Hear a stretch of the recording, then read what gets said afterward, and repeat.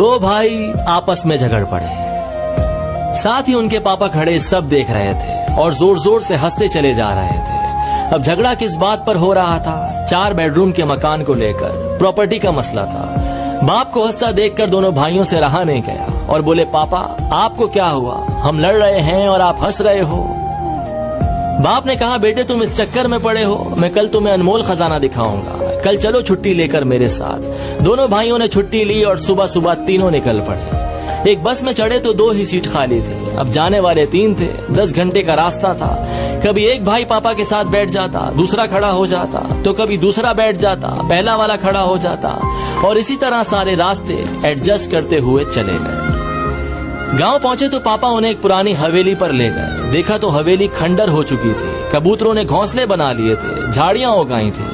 ये देखकर पापा इमोशनल हो गए, रोते चले जा रहे थे और उनसे कहते चले जा रहे थे कि देख रहे हो हवेली, इस हवेली में तुम्हारा बचपन बीता है। इस हवेली के लिए मैंने अपने बड़े भाई से लड़ाई लड़ी, एक दूसरे को मरने मारने पर उतर आए थे, जैसे कल तुम लड़ रहे थे।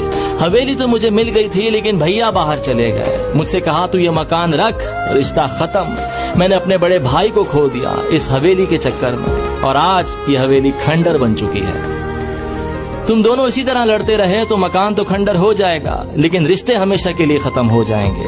जिस बस की सीट पर बैठकर आए हो, क्या वो जिंदगी भर के लिए तुम्हारी हो सकती है? तो बेटों ने कहा, नहीं, क्या बात कर रहे हैं, बस में तो सवारी बदलती रहती है। तो बाप ने कहा, बस यही लाइफ है, सवारी बदलती रहेगी। जो चीज थोड़ी सी देर के लिए मिली है, उसके लिए झगड़ना बंद करो। खुश रहिए, मोहब्बत से रहिए, अपनी फैमिली का ख्याल रखिए। मटेरियलिस्टिक के पीछे नहीं, इमोशनल के लिए दौड़ना शुरू कीजिए। और ये स्टोरी